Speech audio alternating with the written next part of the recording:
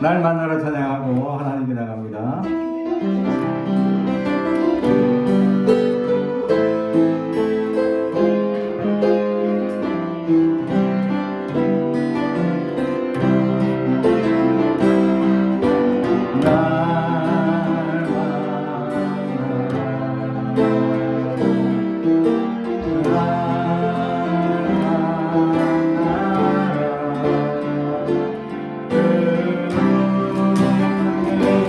날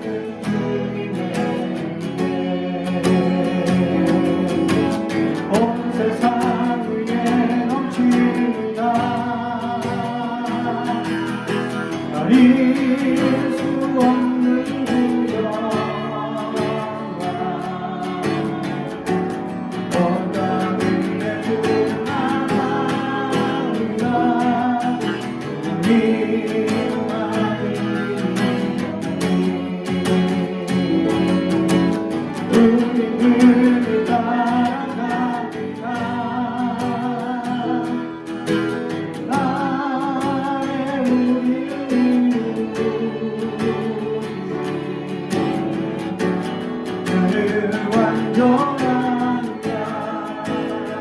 나를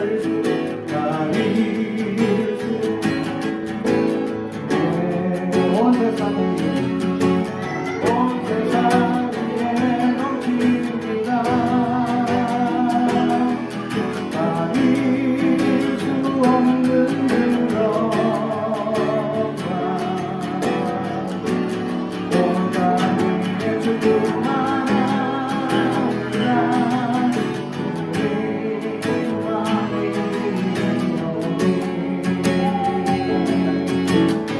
우리 그를 따라갑니다. 나의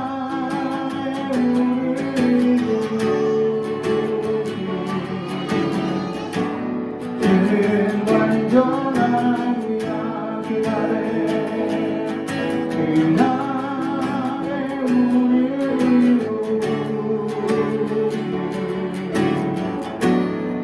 그는 완전한 계속해서 천번을 불러도 찬양합니다.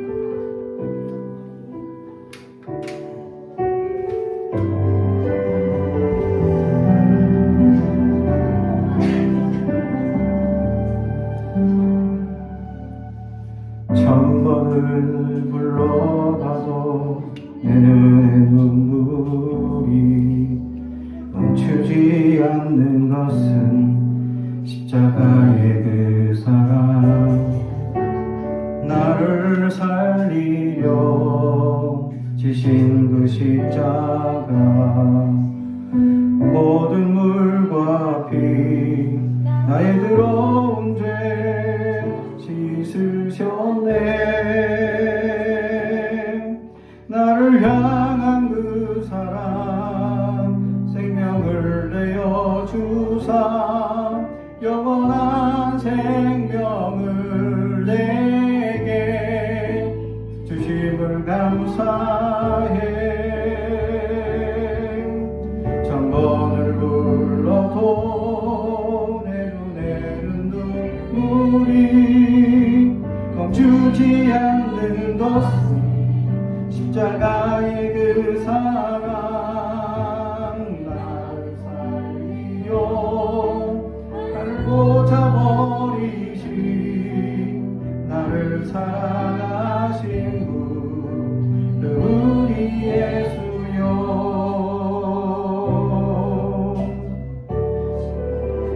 천번을 불러봐도 내 눈에 눈물이 멈추지 않는 것은 십자가의 그 사랑. 나를 살리려 주신 그 십자가.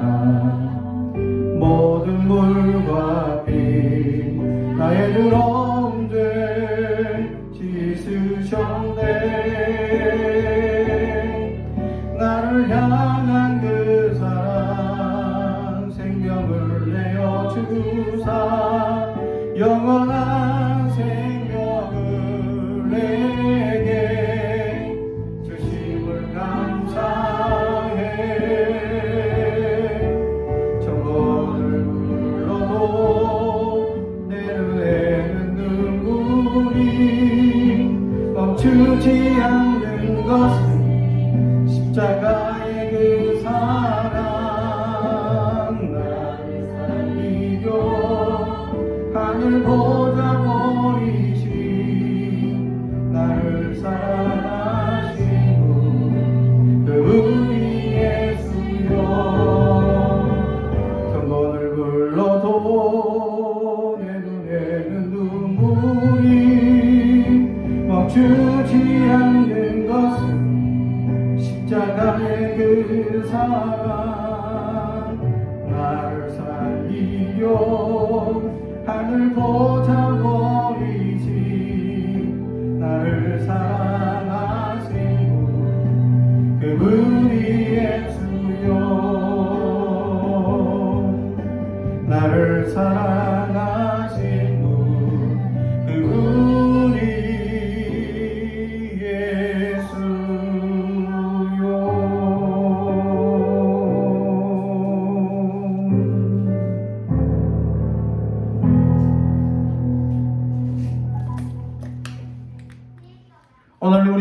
주시는 하나님의 말씀은 마태복음 27장 11절에서 26절입니다. 마태복음 11장 26절에서 11절에서 26절까지 말씀.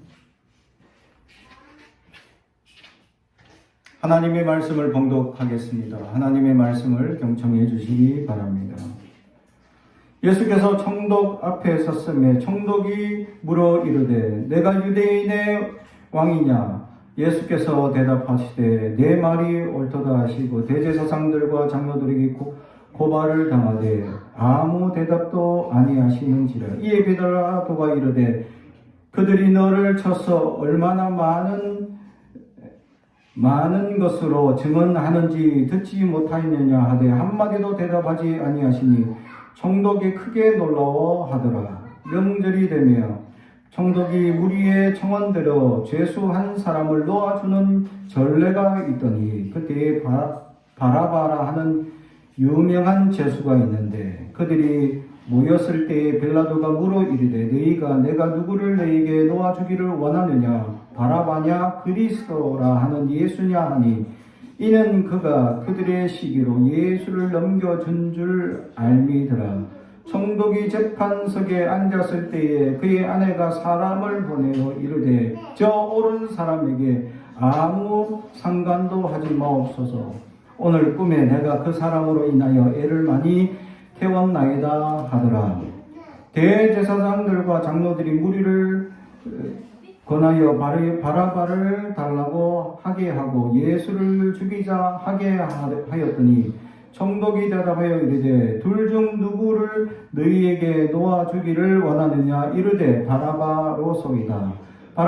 빌라도가 이르되 그러면 그리스도라 하는 예수를 내가 어떻게 하랴? 그들이 다 이르되 십자가에 못 박아야 하겠나이다. 빌라도가 이르되 어찌미냐 무슨 악한 일을 하였느냐? 그들이 더욱 소리질러 이르되 십자가에 못 박아야 하겠나이다 하는지라. 빌라도가 아무 성과도 없이 도리어 밀란이 나는 것을 보고 물을 가져다가 무리 앞에서 손을 씻으며 이르되 이 사람의 피에 대하여 나는 무죄하니 너희가 당하라. 백성이 다 대답하여 이르되 그 피를 우리와 우리의 자손에게 돌릴지어다 하거늘. 이에 바라바는 그들에게 놓아주고 예수는 채찍질을 하고 십자가에 못 박게 넘겨주니라. 아멘. 가슴에 손을 얹고 축복해야 합니다. 나는 하나님의 사랑입니다. 축복의 사랑입니다. 우리 가정은 영혼이 잘됨 같이 범사가 잘되고 강건해지는 가정입니다. 우리 교회는 번성하고 창대하게 되며 하나님의 언약이 이루어지는 교회입니다. 아멘. 오늘 말씀의 제목은 옳은 사람이라는 제목의 말씀으로 은혜를 나누고자 합니다. 요즘 세상에 일어나는 이야기들 보면 옳은 이야기가 없습니다. 참 말도 안 되는 일들이 벌어지고 있는 현장들을 우리가 많이 목도합니다. 세계의 러시아라는 거대한 나라가 약소국인 우크라이나를 침략하는 일이나 독재 정권이 백성을 억압하는 일이나 세계 곳곳에 일어나는 이런 정책과 부조리들이 마치 그것이 옳은 것이냐 주장하는 사람들이 너무 많다. 그리고 그런 옳지 못한 것들을 주장하거나 그런 것들을 따르게 되면 많은 물질적 이익이나 혜택을 받는 것들 때문에 더 옳지 못하고 바르지 못한 것들을 따르는 사람들이 많다라는 것입니다. 요즘 교회 안에도 그렇습니다. 과연 옳은 것이 무엇이냐라는 것입니다. 판단하기 어렵고 힘든 문제들이 많이 일어납니다. 또 사회 가운데도 과연 옳고 그름이 무엇이냐라는 판가름 앞에 참설 때에 많은 부조리와 부정과 부패가 드러납니다. 우리가 간혹 정치인들 투표를 할 때에 제가 정치인들 사람들을 쭉 보면 하나같이 정치에 욕심만 가득한 사람들 뿐이다. 정말로 그들이 백성을 위하고 나라를 위하고 정말 어려운 사람을 위하는 한 사람이 과연 얼마나 있느냐 하며 염려하고 초조합니다. 그래서 투표할 때마다 한숨을 지으며 그래도 한 번이라도 덜 나쁜 사람, 조금이라도 덜 나쁜 사람 뽑아 보려고 찾고 염려하고 기도합니다. 그럼에도 불구하고 이 세상의 부조리와 옳지 못한 일들은 끊임없이 우리를 괴롭히고 우리를 유혹합니다.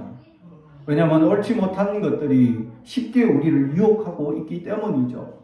옳지 못한 걸 선택하면 나에게 혜택이 금방 주어지기 때문입니다. 물질적 혜택이나 여러 가지 진로의 혜택이나 많은 혜택이 주어진다라는 것입니다.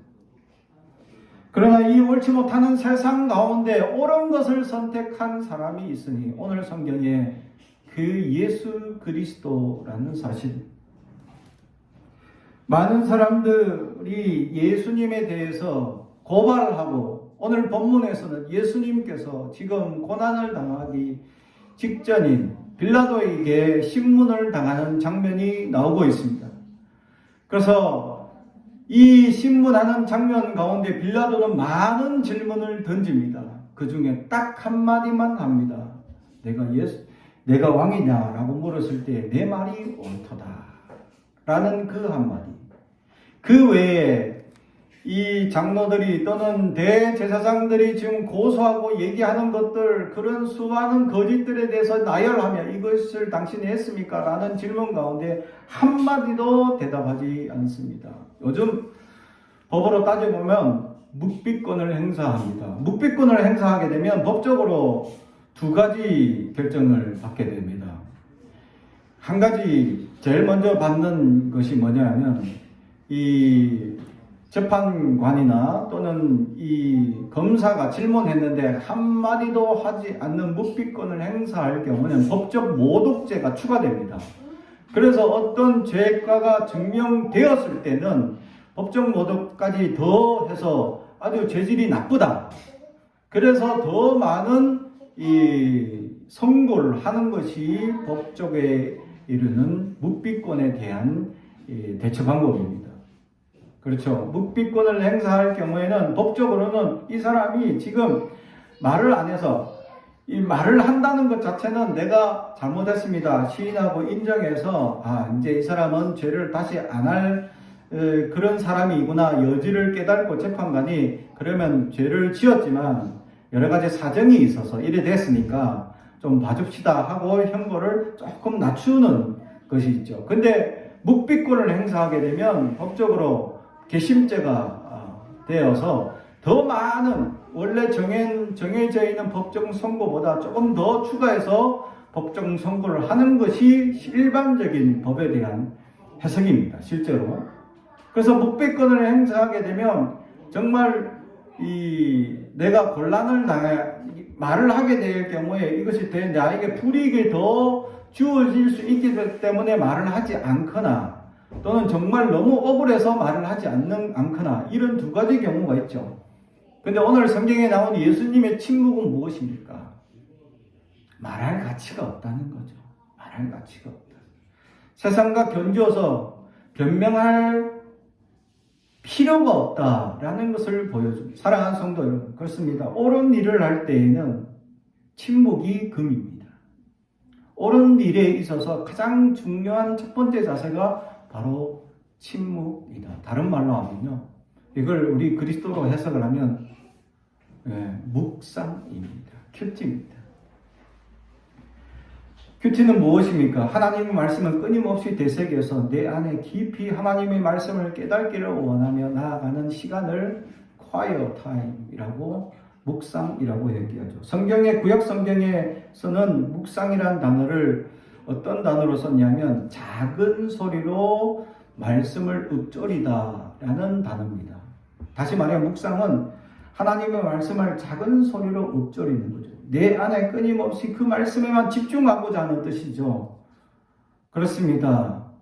하나님 앞에 옳은 사람들은 침묵하고 또한 하나님 앞에 큐티하고 묵상하는 사람들이다라는 사실이죠.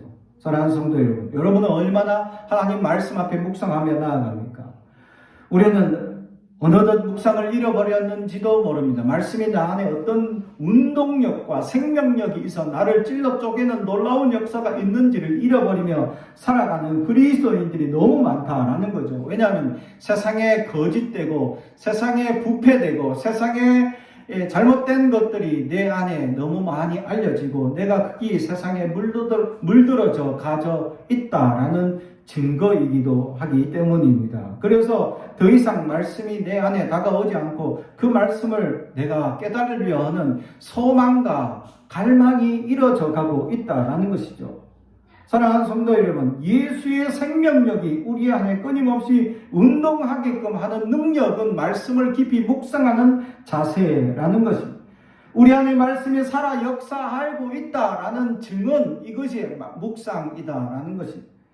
그렇습니다. 하나님의 말씀이 지금 나에게 2000년 전에 또는 몇천 년 전에 하셨던 그 말씀이 지금 내 생활 가운데, 내 환경 가운데 다시금 하나님께서 어떻게 해석되고 어떻게 적용되기를 원하는지 하나님 지금도 말씀을 통해 우리에게 들려주고 있다라는 사실이죠.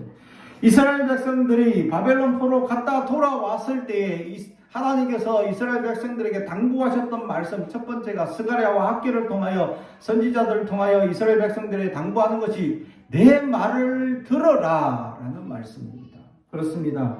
이때까지 이스라엘 백성들은 수백 년 동안 하나님의 말씀을 듣지 않았습니다. 습관처럼 예배드리고 습관처럼 생활해 왔던 그들의 신앙으로 점점 성전 안에는 우상으로 점점 가득 차기 시작했다라는 사실입니다.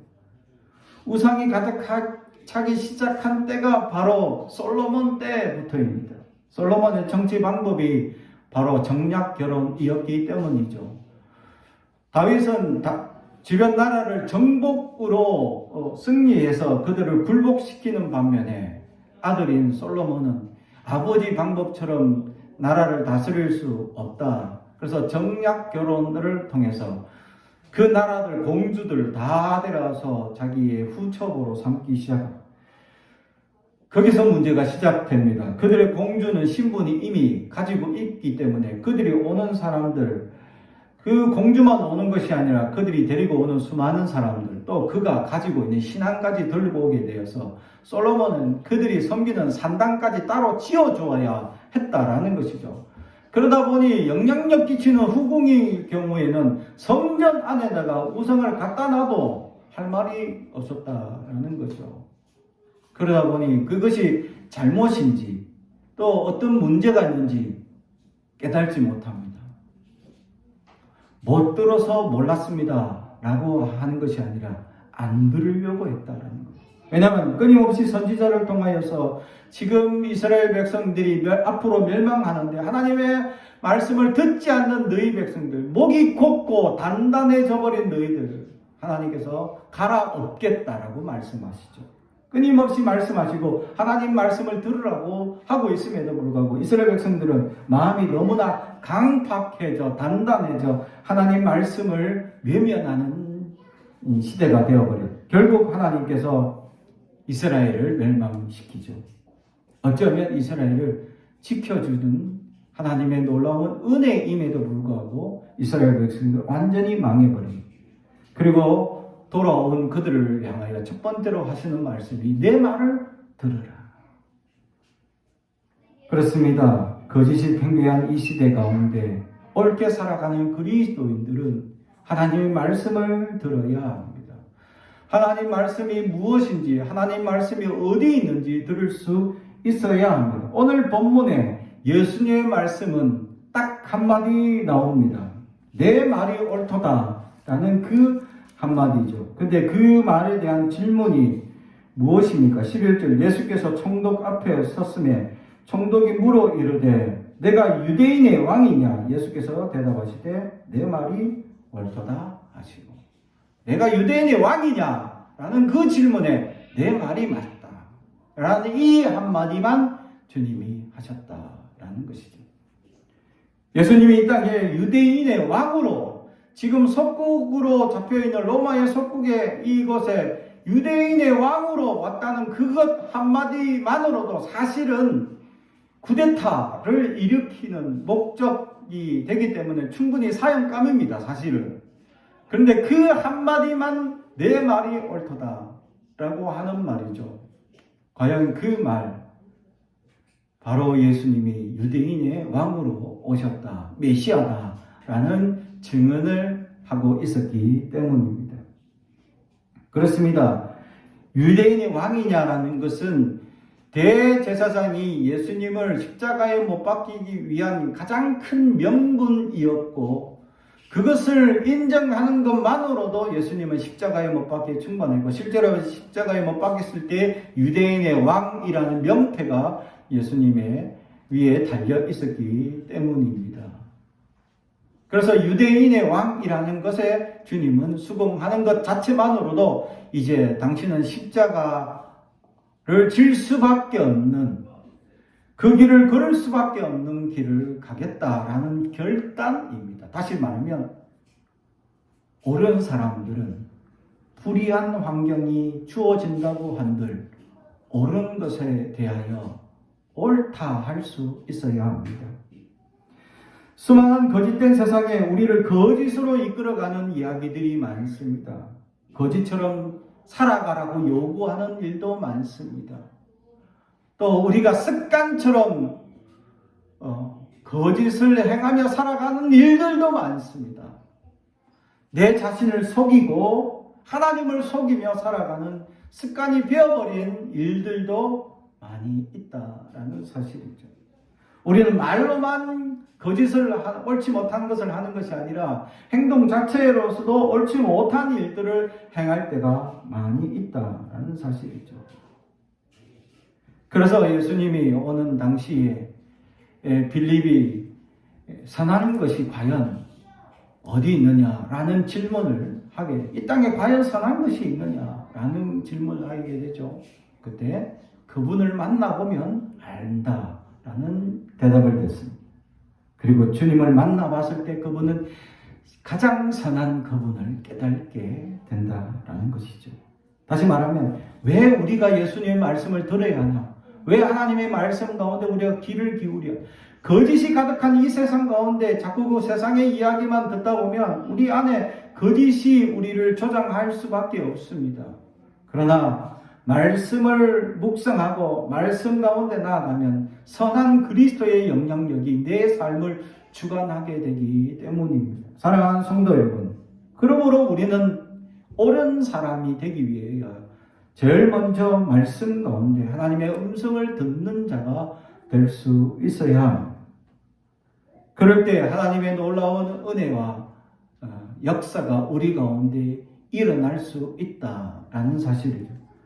그래서 하나님의 그 음성의 말씀을 귀 기울이고 지금도 우리에게 하나님은 하시고자 하시는 말씀이 분명히 있다라는 거죠. 세상에 일어나는 수많은 이야기들, 역사들 속에 하나님은 지금 우리에게 말씀하고 있습니다. 코로나라는 이 세계적인 어려움 속에 하나님은 그리스도인들이 어떻게 살아가길 원하고 있는지 말씀하고 있다는 거죠. 또 러시아 사태나 또 미얀마나 세계 곳곳에 이런 또 홍콩 사태나 이런 이 어려운 사건들 또 나라들 문제들 속에서 하나님은 분명히 역사하시고 말씀하고 있다는 겁니다. 우리는 그들 세계 속에 일어나는 정황들 속에 우리는 어떤 귀를 기울이며 듣고 있느냐라는 사실이죠. 미국의 트럼프가 대통령이 됐을 때 난리가 났습니다. 사실 저런 사람이 대통령이 된다니 이런 말도 안 되는, 그래서 막 이 정치 그 지성인들과 이런 사람들이 막 대통령을 지지하지 않는다는 성명서를 막 발표하고 국가적으로 막 어려움을 겪었죠. 그런데 그때 우리나라는 많은 혜택을 어쩌면 받았습니다. 왜냐하면 지금까지 대통령들은 이 우리나라 문제와 대북 문제에 있어서 항상 일본을 끼워서 항상 관계를 맺었죠. 일본은 어마어마한 이 물질을 통해서 로비스트를 통하여서 정치를, 대북의 문제에 있어서는 일본과 꼭 같이 해야 한다는 것을 지금까지 이어주고 있었습니다. 지금까지 모든 미국의 정부들은 다 그렇게 해왔었습니다. 근데 트럼프만은 사람이 괴짜니까 자기 마음대로 하는 거. 일본 제끼고 그냥 우리나라와 직접 북한과 이렇게 관계에서 참 말도 안 되는 판문점에서 악수하는 일이 벌어지게 되었죠. 그로 말미암아 많은 전국이 풀어지는 일들도 있었습니다. 하나님이 역사하시는 일, 우리가 생각지도 못한 일들이 일어나더라라는 거죠. 근데 그 생각지도 못하는 일들을 하나님이 계획하시고 역사하시는 눈을 가진 사람들, 바로 하나님의 옳은 생각과 바른 뜻을 깨닫고 하나님의 은혜를 깨닫고 살아가는 옳은 사람들이 넘칠 때 하나님의 역사를 바라볼 수 있다라는 사실. 주님은 지금 자기가 하시는 일 가운데 두 가지, 오늘 말씀한 것처럼 내 말이 옳다라는 그 한마디와 나머지는 모두 침묵으로 일관하는 그 순간 자기는 지금 십자가 가운데 한 걸음 한 걸음씩 계속 나아가고 있다라는 사실을 우리는 알고 있습니다. 그런데도 불구하고 주님은 계속 알고 있음에도 걸어갑니다. 우리가 불의하고 어려운 세상 가운데 정의롭고 올바른 사람으로 살아가기 위해서는 우리는 많은 회방과 어려움이 있습니다. 그걸 알고 걸어갈 수 있어야 합니다. 그리스도인이기 때문입니다. 십자가를 바라보는 삶이기 때문입니다. 우리는 그런 삶에 도전해야 합니다. 그런 것에 우리는 타협하거나 그런 것들과 우리는 도저히 함께 할 수 없는 인생임을 알아야 합니다. 그런데도 많은 그리스도인들이 그러한 불의들과 타협하며 살아가는 일들이 생겨나게 됩니다. 만약에 이런 타협하게 되면 내 생계의 문제와 가장 크게 결부된다면 어떻게 우리가 선택할 것이냐라고 우리는 도전받습니다. 실제로 그렇게 도전받으면 많은 사람들이 자기의 옳은 것을 적어버릴 수도 있습니다. 왜냐하면 내 한 입만 어떻게 해결하면 되면 괜찮으면 선택할 수 있지만 나에게 딸린 처자식 또 이런 것들을 생각해 보면 도저히 그것을 선택하지 못하는 일들이 일어나기 때문에 그래서 도전하지 못하고 불안해하고 두려워하고 결국 패배적인 삶을 살면서 또 주님 앞에서는 또 회개하고 또 부르짖는 그런 쳇바퀴와 같은 연약한 삶을 살아갑니다. 심지어는 오늘 성경에 나오는 세 번째 비유입니다. 빌라도가 예수님에 대하여 얘기하고 많은 사람들에게 얘기했을 때 행동하게 되는 그의 처소를 얘기하고 있다라는 사실이죠. 24절 빌라도가 아무 성과도 없이 도리어 밀란이 나는 것을 보고 물을 가져다가 무리 앞에서 손을 씻으며 이르되 이 사람의 피에 대하여 나는 무죄하니 너희가 당하라. 아멘. 이게 뭡니까? 핑계대고 있습니다. 또는 외면하고 회피하고 있습니다. 많은 사람들이 이런 삶을 살고 있다라는, 어려움을 당하거나 극단적인 문제에 겹쳤을 때 외면하고 회피하는 것이 인간의 본성이죠. 그래서 인간의 본능을 따라서 사람들은 외면, 회피, 도망이라는 것을 선택하게 됩니다. 당당하게 그 앞에 서서 자기를 주장하지 못하죠. 빌라도는 마치 이것이 정의로운 것이냐, 나는 모르겠다. 나는 이 문제에서 내가 책임질 일은 없습니다. 그 손을 딱 씻음으로 나는 이 문제를 당하지 않겠습니다. 당신들이 당하시오. 라고 책임을 전가해 버립니다. 많은 사람들이 이렇게 살아가죠. 부부간의 싸움에도 이런 문제로 같이 다툴 때도 있습니다. 당신이 잘못했냐? 내가 잘못했냐?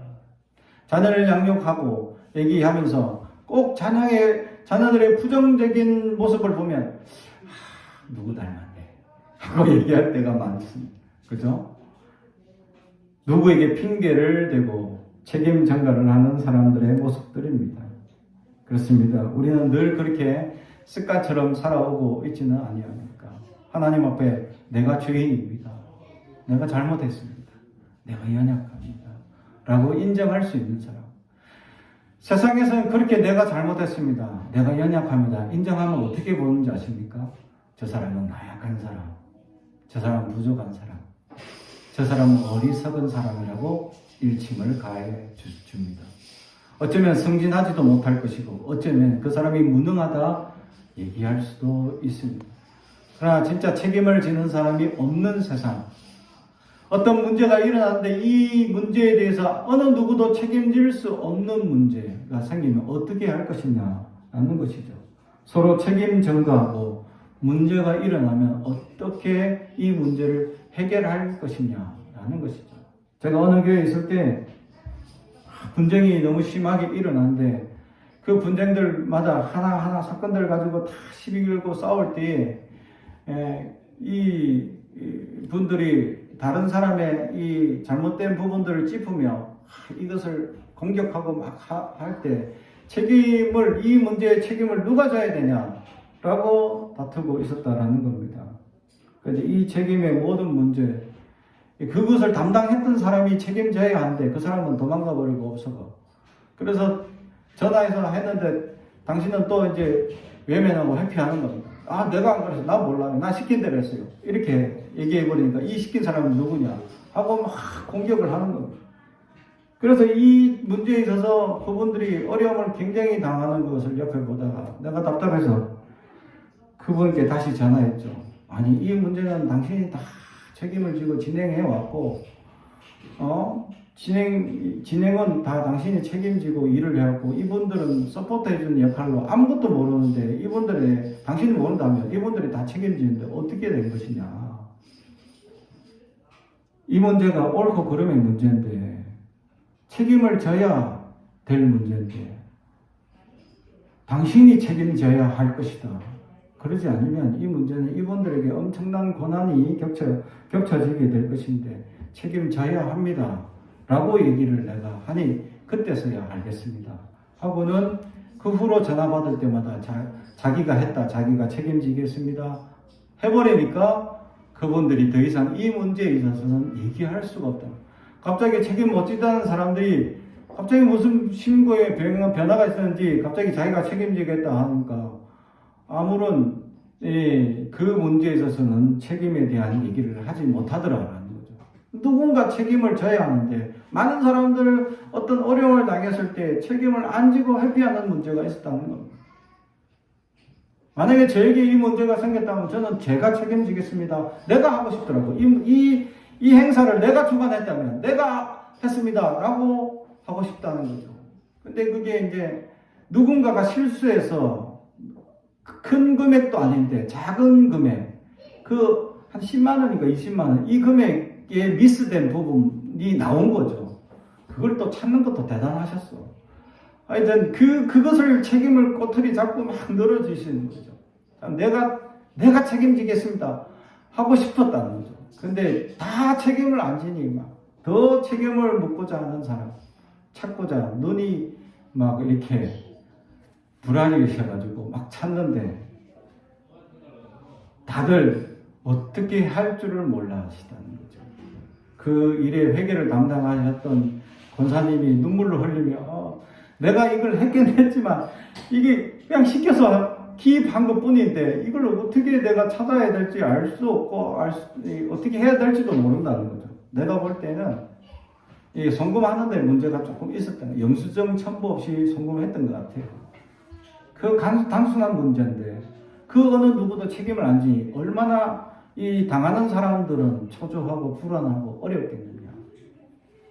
그래서 제가 이 문제는 그 일을 했던 당신이 책임져야 합니다 라고 내가 몇 번을 전화했죠. 그때서야 그분이 돌아서서 내가 책임지겠습니다 하기 시작했다는 거죠. 누구나 그렇습니다. 책임지기 싫어하죠. 회피하고 도망갑니다. 그런데 책임을 지면 문제가 생깁니다. 무능하게 여기고 나는 나약한 사람으로 여기어서 사람들이 연약하게 나를 공격할 수도 있다라는 것이죠. 옳은 사람들은 그런 것들을 두려워하지 말아야 합니다. 진실하게 살아가는 사람들은 주님께서 언젠간 그것이 드러나고 밝혀지기 때문입니다. 그래서 그 증거가 드러나 하나님이 알려주시고 하나님이 깨닫게 하시고 하나님이 보여주시는 알게 하시는 그 옳은 것을 선택했다라는 것을 깨닫는 그 은혜를 우리가 정말 깨달을 수 있겠느냐라는 것입니다. 그래서 어느 교회에 있을 때는 수많은 환난과 핍박이 있었고 어려움이 있었는데 그렇게 목사님이 하시는 말씀이 내가 많은 사람을 데리고 있었지만 진짜 목사는 당신밖에 없습니다. 내가 그 얘기를 처음 들어봤다. 저도 깜짝 놀랐어요.